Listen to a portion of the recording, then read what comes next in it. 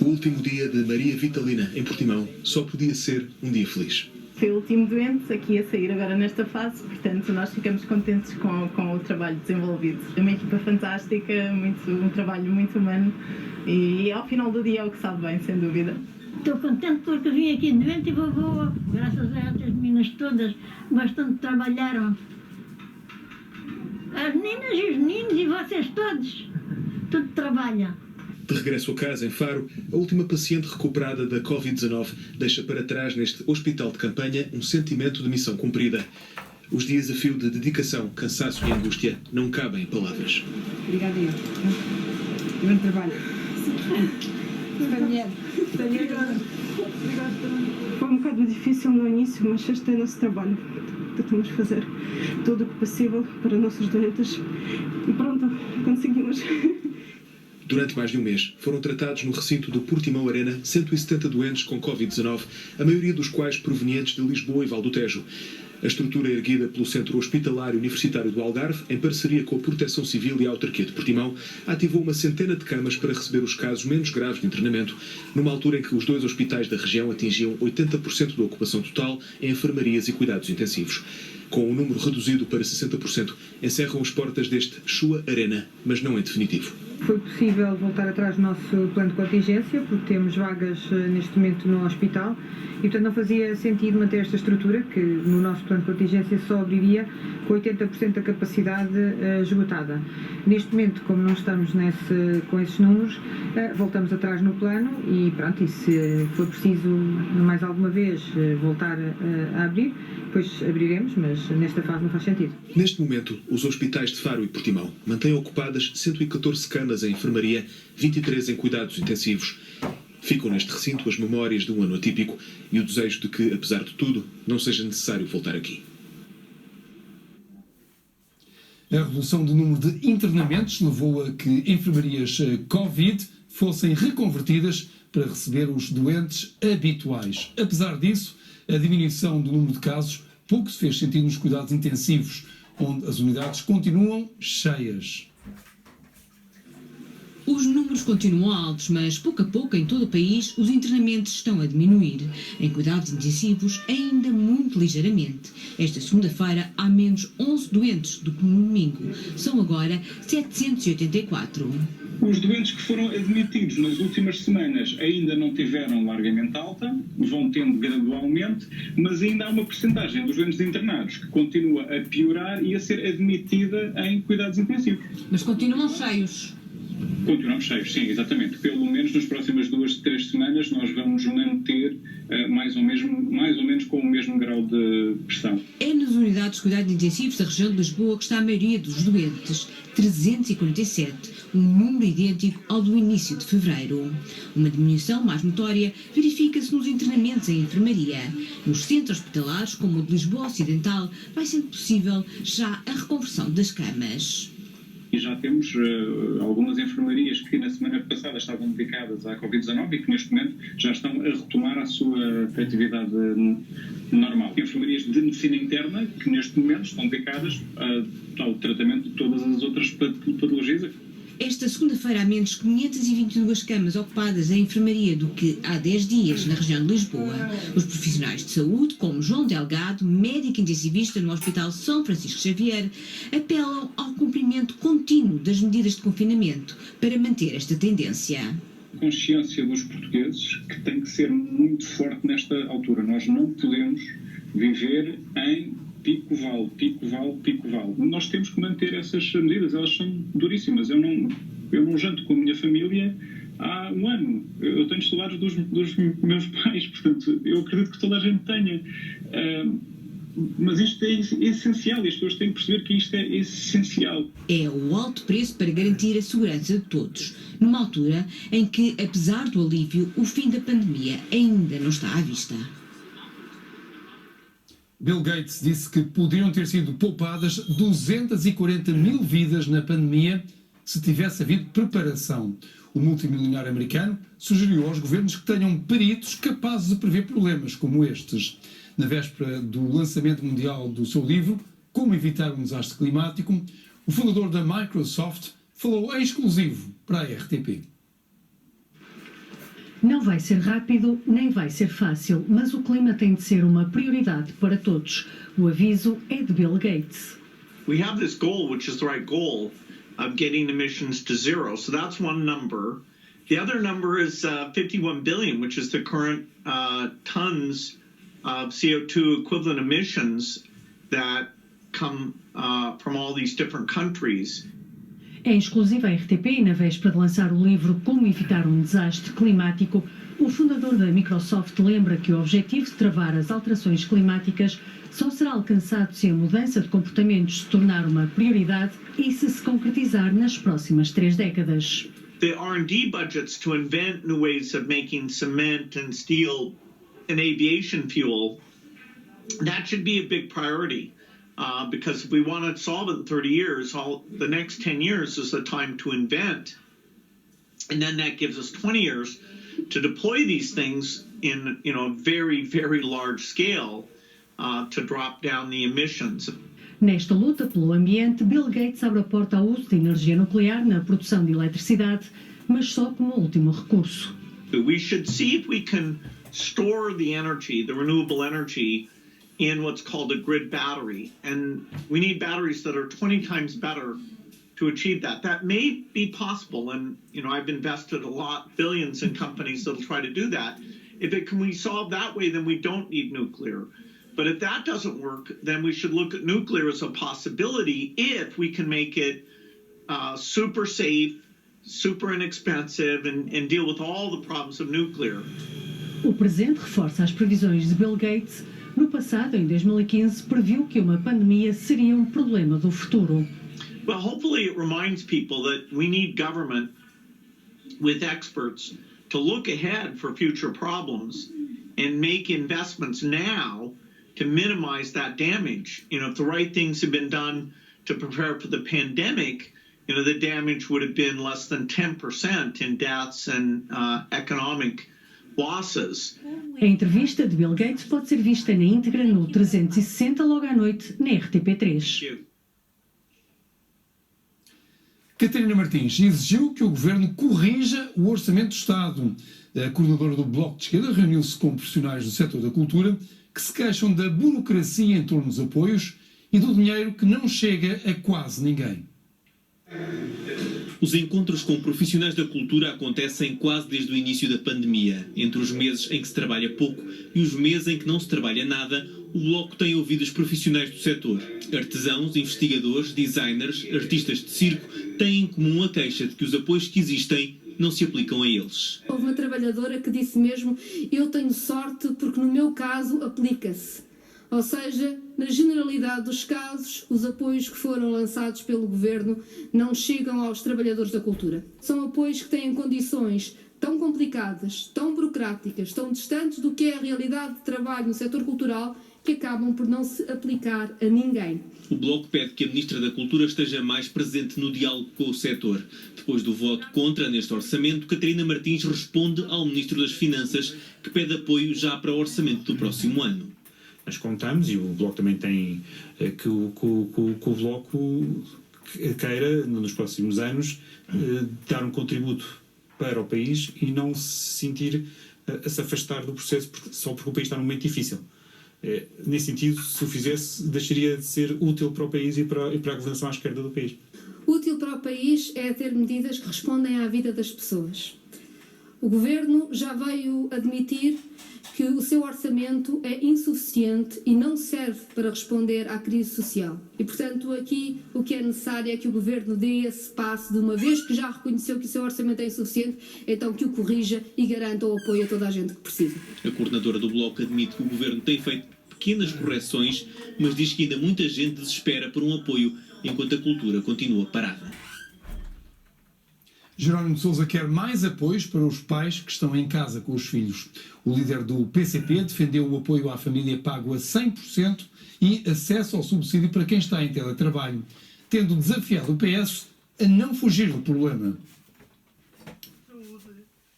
São propostas comunistas que vão a votos no Parlamento esta semana. Jerónimo de Sousa quer mais apoios para os pais que estão em casa com os filhos devido ao encerramento das escolas. O Governo tem de tomar medidas imediatas pagar a 100% a assistência à família, permitir que quem está em teletrabalho possa acionar a assistência à família, alargar o apoio até aos 16 anos. São estas as medidas que permitem que as famílias tomem livremente as melhores decisões para acompanhar as crianças enquanto as escolas estiverem fechadas, período que, lembramos, deve ser o mais breve possível. O secretário-geral do PCP considera que a semana que passou foi duríssima para quem está em casa com os filhos e desafia o PS a aprovar o pacote de medidas na votação parlamentar de quinta-feira. É imperioso que o PS não fuja a dar resposta positiva a este problema e o Governo corrija imediatamente o erro que está a cometer. Esse é o desafio que lançamos. Não é aceitável que se prolongue por mais semanas a brutal pressão que pesa sobre as famílias em teletrabalho e com a imperativa necessidade de cuidar e acompanhar as crianças. Jerónimo de Sousa participou em Lisboa na sessão comemorativa dos 90 anos do jornal Avante, o órgão central do PCP, que saiu pela primeira vez no dia 15 de fevereiro de 1931. O líder do CDS disse não acreditar que o governo concretize o plano de alargamento da testagem à Covid-19. Francisco Rodrigues dos Santos defendeu a vacinação de todo o efetivo de bombeiros a nível nacional, ainda durante a primeira fase. Pronto, e tem que continuar também da linha do material que nós já tínhamos, isto é ao máximo, do material bom. De visita ao quartel dos bombeiros de Ponte de Lima, onde só 25% dos elementos foram até ao momento vacinados, Francisco Rodrigues dos Santos partiu ao ataque. Um país onde se vê que as sobras são utilizadas sem qualquer tipo de critério para o dono do café, para as pessoas mais próximas dos edifícios onde é feita a vacinação, nós entendemos que os nossos bombeiros devem ser tratados com dignidade e protegidos e por isso a vacinação tem que ser acelerada, não para 50%, mas para a totalidade dos corpos de bombeiros. Críticas no dia em que o Primeiro-Ministro recebeu a primeira dose da vacina. Quanto a isso, nada contra, o líder do CDS diz que António Costa entra nas exceções justificáveis. Não fazia sentido estarmos a falar de todos os órgãos de soberania, todos os deputados, todos os funcionários que trabalham na Assembleia da República, todas as autarquias, que era verdadeiramente inaceitável e era o pântano moral que nós permitiríamos que o nosso país mergulhasse. Da vacinação à testagem, o CDS concorda que se alarga o sistema, mas está pouco confiante nos planos do governo. O problema é que o governo acumula erros atrás de erros, promessas atrás de promessas, e no terreno não se vê a materialização dessas mesmas políticas. Nós há um ano que estamos a falar do aumento do número de rastreadores de saúde pública nas ruas, que nunca veio a acontecer, e demoramos 6 dias a fazer uma identificação das cadeias de contágio. O CDS sugere que sejam criados centros de vacinação e testagem com o envolvimento das Forças Armadas. Em relação ao eventual adiamento das eleições autárquicas, Francisco Rodrigues dos Santos remete para o verão uma decisão razoável e ponderada sobre o assunto.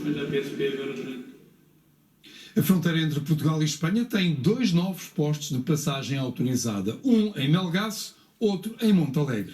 A passagem apenas é possível para o transporte internacional de mercadorias, para trabalhadores fronteiriços e para veículos de emergência, e só durante determinados períodos do dia.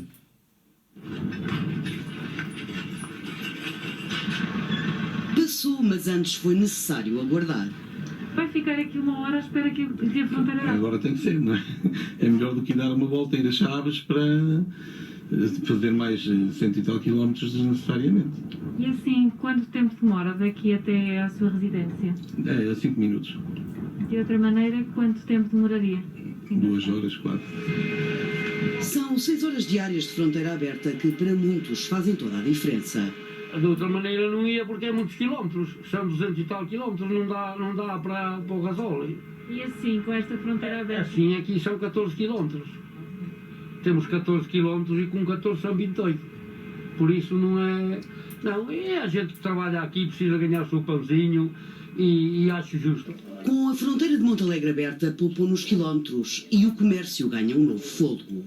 Tenho mais trabalho dos espanhóis e mesmo as pessoas que passam vão para onde e vão comprando também. Antigamente, vezes fazia falta uma coisa qualquer e uma pessoa tem amigos ali na Espanha, não se pode deslocar nem nada, tem ter um comprovativo para passar. E se de facto isto é um transtorno estar a fronteira estar como é fechada, não é? A passagem está autorizada apenas a pessoas credenciadas das 6 às 9, durante a tarde entre as 17 e as 20. Mesmo assim, o Presidente da Câmara diz que foi feita justiça. O reconhecimento da nossa reivindicação e justiça perante o direito que estas pessoas têm na defesa do seu posto de trabalho, verem também a sua vida facilitada, porquanto estão a 10 minutos do posto de trabalho e com o encerramento desta nossa fronteira eram obrigados a fazer um trajeto diário de mais de 200 km. O controle de pessoas nas fronteiras entre Portugal e Espanha vai manter-se até 1 de março, devido à pandemia. Portugal poderá lançar uma operação para repatriar os portugueses retidos no Brasil. Está neste momento a ser feito um levantamento dos que querem regressar a Portugal e já foram identificados 100 de casos. Centenas de portugueses retidos no Brasil querem regressar a Portugal. Neste momento, as autoridades portuguesas estão a recolher toda a informação para verificar a urgência das situações de cada pedido feito por cidadãos nacionais não residentes no Brasil. O levantamento, nós temos cerca de 100 de pessoas. Não é pessoas que estão cá e quereriam regressar, são mais. São umas centenas. Mas cerca de 100 entre essas centenas que eu estou a referir são pessoas que nós julgamos que podem preencher esses critérios na base de problemas humanitários, na saúde, nas carências. Para já, são cerca de 100 os portugueses que reúnem os critérios de repatriamento, uma operação que a Embaixada de Portugal no Brasil está a acompanhar. Quando é que tomará uma decisão? Não sei, não é uma questão que eu lhe possa responder aqui. Sei que estamos a fazer, portanto penso que temos que estar preparados. As ligações aéreas entre os dois países foram suspensas a 29 de janeiro por causa da nova variante da Covid-19. Mas esta medida já foi prolongada pelo menos até 1 de março. Os independentistas conseguiram maioria absoluta nas eleições da Catalunha. O vencedor foi o PSOE, mas os nacionalistas catalães obtiveram em conjunto um melhor resultado. Também os nacionalistas espanhóis anti-independência entraram em força no Parlamento catalão, tornando-se a quarta força política. A correspondente da RTP em Madrid, Daniela Santiago, está a acompanhar as eleições na Catalunha. Maioria absoluta para os independentistas no Parlamento catalão. 74 dos 135 lugares vão ser ocupados por deputados que defendem um referendo e a separação de Espanha. O Partido Socialista Catalão venceu as eleições, mas dificilmente consegue formar governo. Si ustedes ponían los votos, nosotros pondríamos el cambio y por eso les quiero anunciar esta noche que me presentaré a la investidura al presidente de la Generalitat. Salvador Ilha, que deixou a pasta da saúde para se candidatar a estas eleições, conseguiu mais votos, mas o mesmo número de deputados que o Esquerda Republicana, 33 para ambos, seguidos pelos Juntos pela Catalunha, com 32. A partir da Bèlgica, o antigo presidente Carles Puigdemont fez a festa. Que amb aquests resultats hi ha una majoria absoluta per avançar amb determinació cap a la independència. The Catalan people have spoken. The time has come to negotiate a referendum of self-determination. A solução governativa pode passar por um governo totalmente independentista com a esquerda republicana, Juntos pela Catalunha e os anticapitalistas da CUP, apesar das muitas clivagens entre estes partidos, ou por um executivo socialista com a esquerda republicana e o Podemos catalão. Esta negociação é ainda mais difícil. Numa noite de surpresas, o Vox assume a oposição no Parlamento. Entra na Câmara pela primeira vez como quarta força política. Hoy lideramos la oposición, pero acabaremos liderando el gobierno en Cataluña. Conseguiu 11 deputados, mais que o PP e o Ciudadanos juntos. Os dois partidos são os grandes derrotados. Populares elegeram 3, num total de 135 deputados. O Ciudadanos perdeu 30, ficou com 6. Das eleições mais insólitas e com menos participação na Catalunha, 54%, ficam estas imagens. Os infectados pelo novo coronavírus e confinados a votar em mercados e praças de touros transformadas em assembleias de voto, com os membros das mesas totalmente protegidos. Daniela Santiago, RTP, Espanha.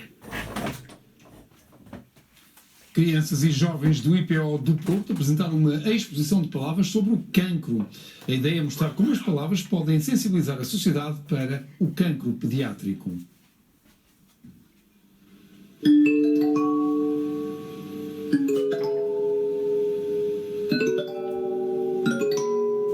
Porque as palavras pesam ou aliviam, dizem e fazem sentir tantas vezes o que estes dias são.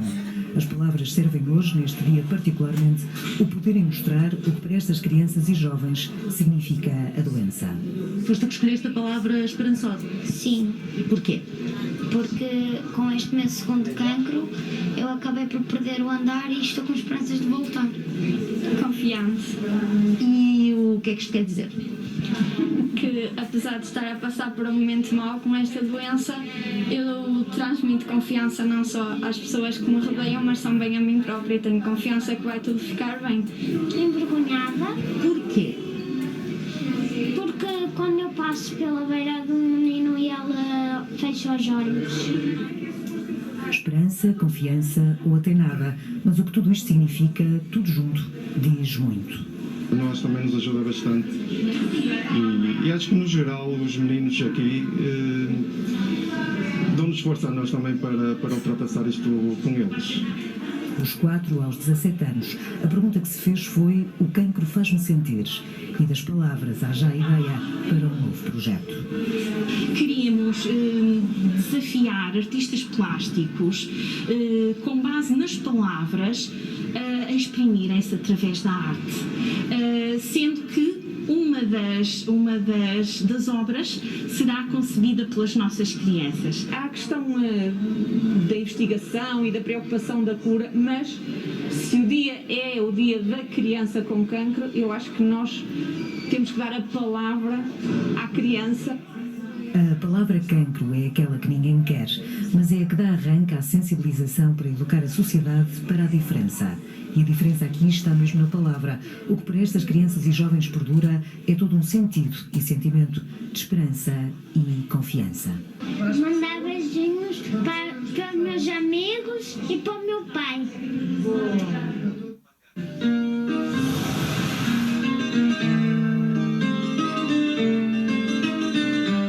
Artur Paredes mudou o som da guitarra de Coimbra e a RTP conta hoje a sua história.